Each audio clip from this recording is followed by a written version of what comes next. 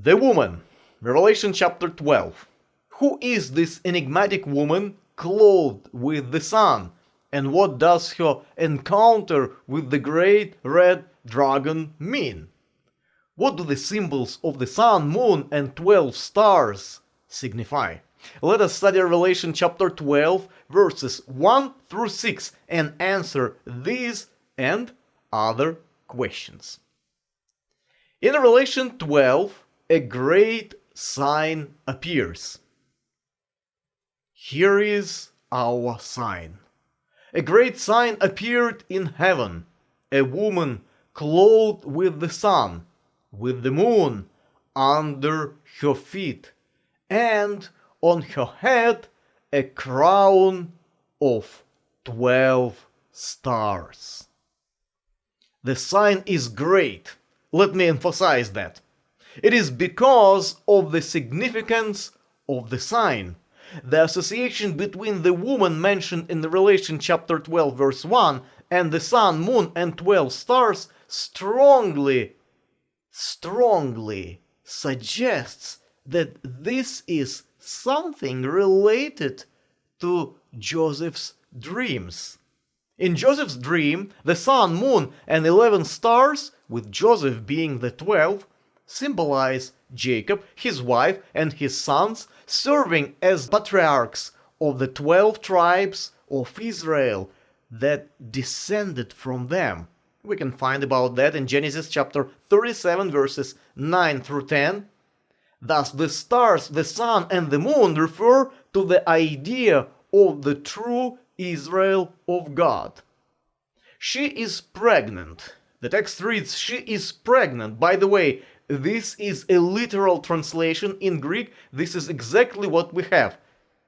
She is pregnant, crying out in birth pains, in agony to give birth. So who is this woman? There are different interpretations. The woman represents Mary, the mother of our Lord. This is what the Catholics say. This theory is popular among Roman Catholics. However, the following actions of the woman make this interpretation problematic. Furthermore, the appearance of Miriam or Mary and the woman of Revelation differ. Another possible interpretation, the woman represents the church. The idea that the woman represents the church is less plausible, even less. The problem is that Yeshua or Jesus gave birth to the church. The church didn't give birth to Yeshua. Another possible interpretation, the woman represents the Jewish people. This interpretation is also problematic because historically it matches only partially. Who is this woman? First, a woman in the Bible represents life. Eve was called life because she became the mother of all living. Second, a woman in the Bible represents the bride of God. Let us look at the context of this vision. The woman appears in the context of the ark which was revealed in heavens. We interpreted it as the beginning of the heavenly Yom Kippur. To perform all rituals of Yom Kippur, we must have the high priest and the sacrifices. According to the Christian tradition, Yeshua is the high priest and the ultimate sacrifice. That is why the pregnant woman appears. So, in the previous chapter, we have the beginning of the heavenly Yom Kippur, and here we have the woman who gives birth to the one who is the high priest and the sacrifice. The Bible sees the followers of God as one flock, friends. John chapter 10 verse 16 tells us, I have other sheep that are not from this fold. Those also I must lead, and they will listen to my voice. So there shall be one flock and one shepherd. This is what Yeshua says. And in Ephesians, Paul describes God's intentions as follows. Ephesians 2:15. He did this in order to create within himself one new man from the two groups, making shalom or peace. This woman cannot be Israel, literal Israel. This woman cannot be God's church. The woman can best be understood as the personification of the people of God, including ancient Israel and the followers of Yeshua. One people, not separate peoples. This highlights the importance of Jewish-Christian dialogue and proper relationships. After the woman, we see another sign, the red fiery dragon. Then another sign appeared in heaven, a great fiery red dragon that had 7 heads and 10 horns and 7 royal crowns on his head. It is not difficult to recognize Satan in this verse. First, thanks to the graphic imagery, and second, because of interpretation found in the book of Revelation. Verse 9 of chapter 12 directly tells us, "And the great dragon was thrown down, the ancient serpent, called the devil and Satan, who deceives the whole world." So it's understandable. The book of Revelation tells us this is Satan. And the text that you see on the screen provides crucial details. The dragon has 7 heads, not 1. It has 10 horns, not 7. Interesting. Our imagination is limited, but in any case, in verse 3, we have a terrible monster. The royal crowns indicate that the world is his, it belongs to Satan. Where is hope? In the previous lecture, we talked about God, who took the power and started reigning. This means that Satan is a defeated enemy because God is reigning. His power, God's power, is absolute, whereas Satan's power is temporary.